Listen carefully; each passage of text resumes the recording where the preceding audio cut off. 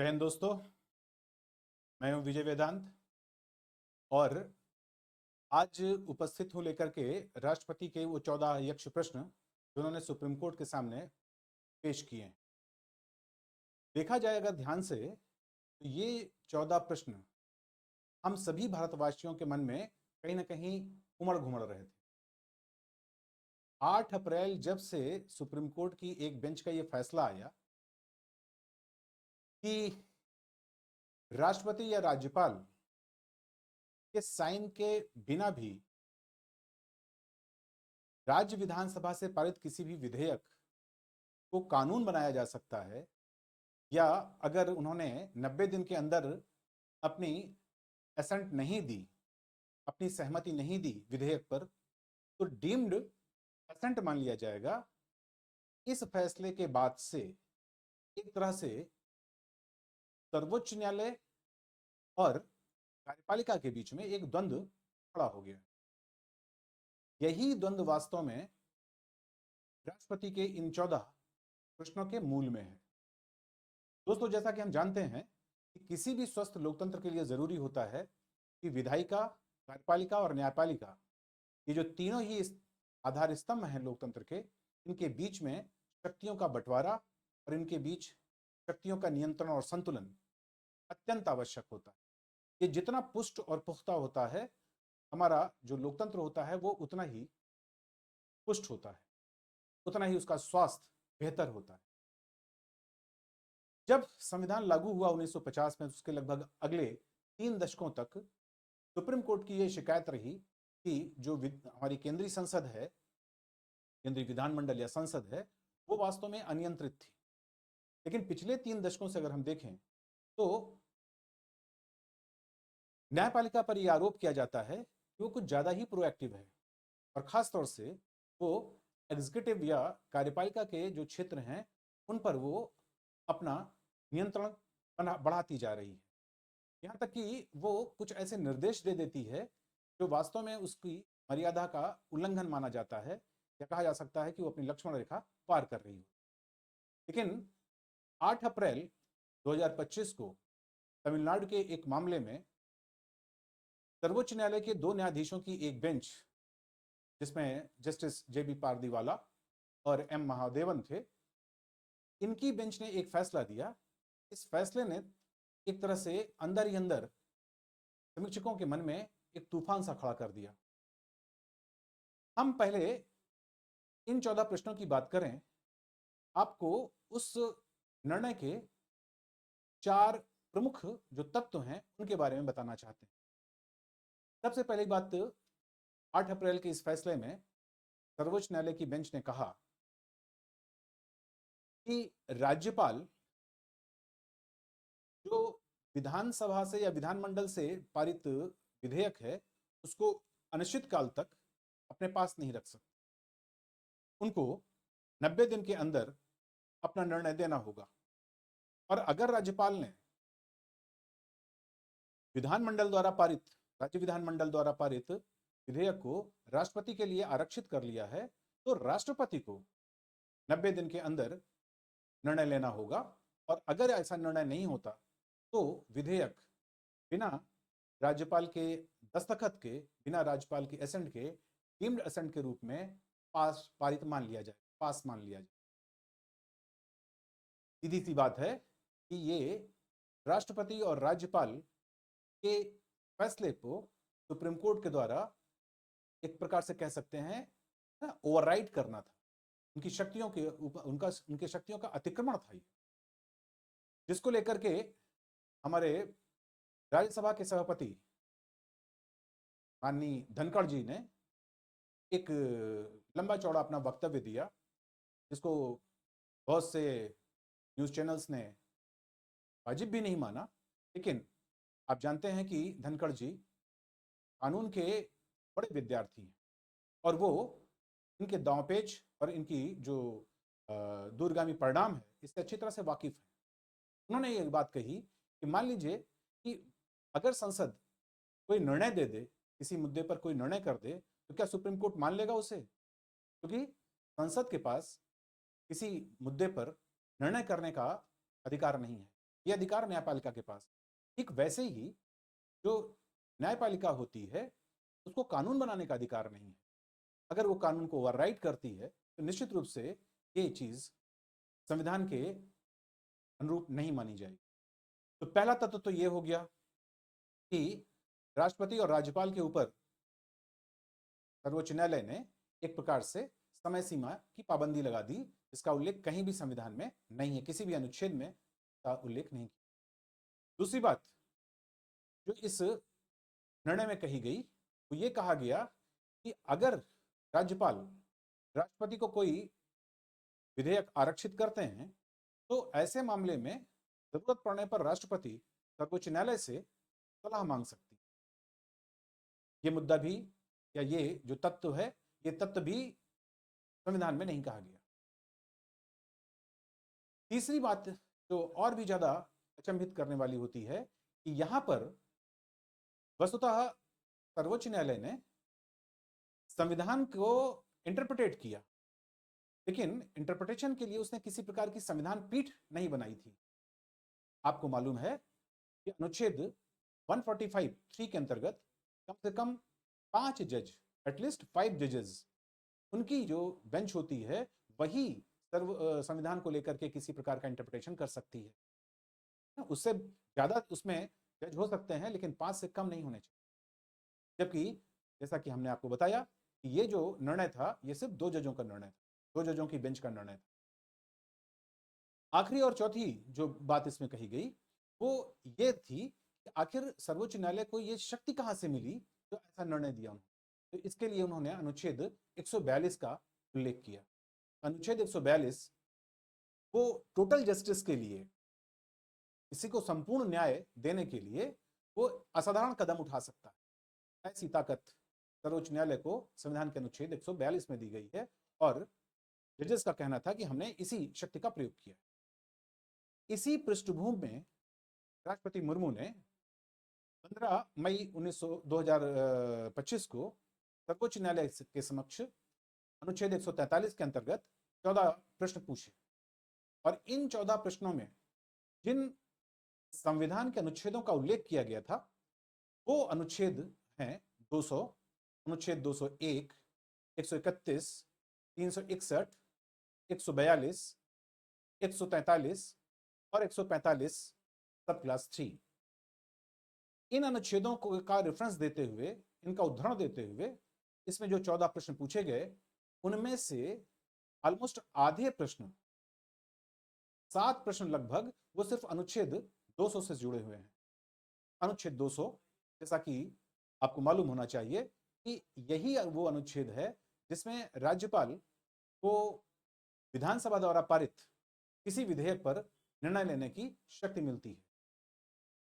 ये इसके लिए जरूरी नहीं होता है राज्यपाल के लिए कि वो अपने मंत्रिपरिषद के निर्णय के आधार पर कोई निर्णय दे, वो उसे अपहेल्ड भी कर सकता है, रोक भी सकता है। लेकिन सर्वोच्च न्यायालय ने कहा कि राज्यपाल के पास किसी प्रकार का वीटो नहीं है, उसको 3 महीने के अंदर अपना निर्णय देना ही होगा। अगर नहीं देता है तो ये डीम्ड असेंट मान ली जाएगी। डीम्ड असेंट का मतलब हुआ जहां पर कि अपने आप ये मान लिया जाएगा कि राज्यपाल ने साइन कर दिया जबकि उसका साइन नहीं हुआ। यहां पर ध्यान रखना होगा आपको कि संविधान में अगर वो राज्य विधानसभा का कोई विधेयक है, कोई बिल है, कोई प्रस्ताव है, तो जब तक संबंधित सदनों से पारित होने के बाद राज्यपाल साइन ना करे या केंद्र में लोकसभा और राज्यसभा से पारित होने के बाद राष्ट्रपति साइन ना करे तब तक वो एक्ट नहीं बनता, तब तक वो कानून नहीं बनता, वो वास्तव में विधेयक ही रहता है। यह भी ध्यान रखना है कि इन 14 प्रश्नों में एक प्रश्न यह भी रखा गया कि क्या सर्वोच्च न्यायालय के समक्ष किसी विधेयक को चुनौती दी जा सकती है। यहां पे ध्यान रखिएगा कि जब तक साइन नहीं हुआ है तब तक वो विधेयक है। और तमिलनाडु के जो लगभग 10 विधेयकों के ऊपर यह फैसला दिया गया था वो विधेयक के लेवल पे थे क्योंकि अभी राज्यपाल ने उस पर साइन नहीं किया था। तो किसी संसद या विधानमंडल के द्वारा बनाए गए, विधायिका के द्वारा बनाए गए किसी कानून को तो चुनौती दी जा सकती है, लेकिन किसी विधेयक को चुनौती नहीं दी जा सकती क्योंकि अभी विधेयक तो बना ही नहीं है, कानून वो तो अभी एक तरह से प्रोसेस में है। तो निश्चित रूप से ये एक ऐसा मुद्दा था जिसमें कि राष्ट्रपति जी ने सर्वोच्च न्यायालय से इंटरप्रिटेशन करने के लिए कहा है कि क्या विधेयक को चुनौती दी जा सकती है। और यहाँ पर ये भी ध्यान रखने की बात है कि अभी वक्फ बोर्ड को लेकर के जो चुनौती सुप्रीम कोर्ट में दी गई थी, उसमें से कई ऐसी याचिकाएं थीं जो राष्ट्रपति के वक्फ बोर्ड के बिल पर साइन करने से पहले ही कर दी गई थी और सर्वोच्च न्यायालय ने उसको स्वीकार भी कर लिया था। तो विधेयक के लेवल पर ही, विधेयक के स्तर पर ही सर्वोच्च न्यायालय में अगर कोई चुनौती दी जाती है और सर्वोच्च न्यायालय से स्वीकार करता है, तो ऐसा संविधान में कहां लिखा हुआ है?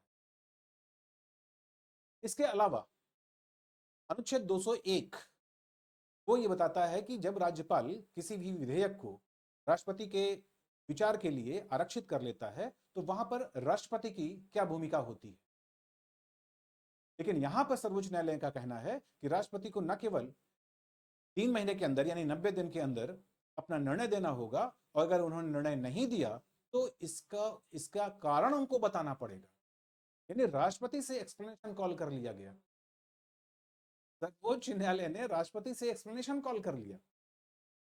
ऐसा प्रोविजन वो अद्भुत है। अब बात आती है कि इन्हीं प्रश्नों में सवाल यह भी किया गया कि अगर राज्यपाल अपनी मंत्रिपरिषद से सलाह लेता है किसी भी विधेयक पर निर्णय करने के लिए, तो क्या जरूरी है कि वो उसके ऊपर बाध्य है? उसके पास क्या और विकल्प हैं कि नहीं है? इसी क्रम में राष्ट्रपति का यह भी सवाल था कि अगर किसी प्रकार के संविधान का इंटरप्रिटेशन का मामला है, तो उसके लिए कोई भी बेंच काम कर सकती है, या उसके लिए जो कॉन्स्टिट्यूशनल बेंच होती है, जिसको हमने बताया कि 5 जजेस की बेंच, उसकी जरूरत होगी। जहां तक बात अनुच्छेद 142 की है, तो 142 के बारे में पूछा गया कि 142 केवल जो प्रोसीजरल लॉ है, यानी जो प्रक्रिया से संबंधित नियम हैं, वहीं तक लागू होते हैं, या फिर 142 के अंतर्गत जो जजेस हैं वो सब्सटेंसिव जो लॉ है, यानी जो ठोस कानून है, उनको भी बना सकता है। यहाँ पे ध्यान रखना होगा कि जो प्रोसीजरल लॉ होते हैं, इनके लिए तो असाधारण शक्ति मिली है, लेकिन सब्सटेंसिव लॉ या सब्सटेंसिव कानून बनाने के लिए, ठोस कानून बनाने के लिए का जो काम है, वो विधायिका का है, वो न्यायपालिका या जजेस नहीं कर सकते। तो इसलिए 142 का भी एक्सप्लेनेशन इन प्रश्नों में पूछा गया है। अब यहां पर कुछ बातें विचारणीय हैं। जैसे हमने आपको बताया कि पिछले 3 दशकों से जो सुप्रीम कोर्ट है, वो लगातार विधायिका और कार्यपालिका के ऊपर अपनी जो भूमिका है वो बढ़ाता जा रहा है, और खासतौर से जिसे हम न्यायिक सक्रियता या जुडिशियल एक्टिविज्म के रूप में जानते हैं, उस रूप में वो आगे बढ़ रहा है। अगर ऐसी स्थिति रही और ये डीम्ड असेंट की बात मानी गई, तो यहां पर देखिए, आप एक कल्पना कीजिए कि कल को जम्मू एंड कश्मीर की जो विधानसभा है, अगर उसने 370 हटाने को लेकर के, 370 को फिर से लागू करने को लेकर के अगर कोई कानून वहां से कोई प्रस्ताव पारित कर देती है, और उस पर राष्ट्रपति या राज्यपाल समय से निर्णय नहीं कर पाते हैं, तो क्या वो डीम्ड असेंट के अंतर्गत मान लिया जाएगा कि हाँ, 370 जिसको संसद ने हटाया है वो फिर से लागू हो जाएगा? कितनी अजीब बात है। इस तरह की जितनी भी ये एनोमलीज हैं, इन्हीं विसंगतियों को लेकर के इस प्रकार के सवाल सामने आए। वास्तव में हमारे यहाँ एक एक प्रकार से कह सकते हैं कि फेडरल जो संघात्मक जो संरचना है वो जरूर बनाई गई है, लेकिन यहाँ पर हमेशा विधायिका को, कार्यपालिका को, न्यायपालिका को अपनी मर्यादा में रखने की बात की गई। इसको लेकर के संविधान सभा में इतनी डिबेट्स हुई, समय समय पर इसको लेकर के संसद में भी विचार किया जाता है, लेकिन अक्सर कोई ना कोई विंग ऐसा होता है जो अपने आप को सुपरसीड करने की कोशिश करता है, जैसा कि आजकल सुप्रीम कोर्ट के ऊपर इस प्रकार का इल्जाम लगाया जा रहा है, या इस प्रकार की आपत्ति की जा रही है कि सर्वोच्च न्यायालय कोशिश कर रहा है। क्या इस प्रकार की जो कोशिश है वो हमारे लोकतंत्र के लिए अच्छी हो सकती है? राष्ट्रीय एकता, राष्ट्रीय जो हमारी सीमाओं की सुरक्षा है, जो सीमांत प्रदेश हैं, उनके ऊपर जो नियंत्रण करने की जरूरत है, इन सब बातों का अगर हम विचार करें, तो निश्चित रूप से ये जो जजमेंट 8 अप्रैल 2025 को तमिलनाडु के मामले में सुनाया गया, उसकी समीक्षा अत्यंत आवश्यक है। और हमें उम्मीद है कि आप लोग भी विचार करेंगे कि राष्ट्रपति के इस यक्ष पृष्ठ पर क्या आपके पास आपके विचार, आपके सुझाव क्या हैं? यहाँ पर एक चीज़ चलते चलते और वो ये कि 5 जो जजेस की, एटलीस्ट 5 जजेस की जो संविधान पीठ है, इसके निर्माण की बात तब की गई थी जब जजेस की, जो सुप्रीम कोर्ट के जजेस की संख्या है, वही 12-13 के आसपास हुआ करती थी। आज वो ऑलमोस्ट 3 गुना बढ़ रही है, यानी लगभग 34 पहुंच चुकी। तो ऐसे में अब जो इस तरह के मुद्दे में संविधान पीठ बननी चाहिए, वो कम से कम 15, 17 या 19 या 21 जजेस की होनी चाहिए। उसे 5 जजेस से काम नहीं चलाया जा सकता, क्योंकि ये छोटा मुद्दा नहीं है। यहाँ पर राष्ट्रपति के और राज्यपाल के जो विशेषाधिकार थे, उनके उल्लंघन का मामला है, उनके ऊपर राइट करने का मामला है। यहाँ पर जो चीज संविधान में नहीं लिखी गई है, उनको समय सीमा से नहीं बांधा गया है, उसे समय सीमा से बांधने की कोशिश की गई है। जबकि कुछ ब्लॉगर्स या कुछ जो चैनल्स हैं, वो तो इस प्रकार से भी मजा लेते रहते हैं सुप्रीम कोर्ट या न्यायपालिका को लेकर के कि उनके ऊपर लगभग 5 करोड़ के जो मुकदमे हैं, वो सारे के सारे बकाया चल रहे हैं। उनको तो उन्होंने 6 महीने या साल भर में या 2 साल या टाइम फ्रेम के अंतर्गत खत्म करने की कोशिश नहीं की। तो किसी भी राष्ट्रपति या राज्यपाल के ऊपर इस प्रकार की कैसे बंदिश लगाई जा सकती है? जबकि एक राष्ट्रपति, एक राज्यपाल, वो किसी भी विधेयक पर निर्णय लेने के लिए एक ब्रॉडर सेंस में वो अपना जो कह सकते हैं कि राय और मशविरा है वो करता है। वो जरूरी नहीं कि, क्योंकि उसके पास और बहुत से काम होते हैं, केवल वो विधेयक को कंसर्न देने के लिए नहीं बैठा रहता है। खैर, अब जो कुछ भी होगा वो आप भी देखेंगे, हम भी देखेंगे। बहुत जल्दी इस प्रकार की जो कॉन्स्टिट्यूशनल बेंच है वो बननी चाहिए और बनेगी, और उसके बाद जो उसका निर्णय आएगा वो निश्चित रूप से एक ऐतिहासिक निर्णय होगा, और साथ ही साथ वो एक लंबी दूरी तक, एक लंबे समय तक हमारे संविधानिक जो लोकतंत्र है और इसकी वो आधारशिला बनेगा। तो ठीक है दोस्तों, फिर आप लोग जो है इसमें अगर किसी प्रकार का कमेंट करना है तो करिए, और हमें अवगत कराइए कि आपको ये वीडियो पसंद आया या नहीं। जय हिंद दोस्तों।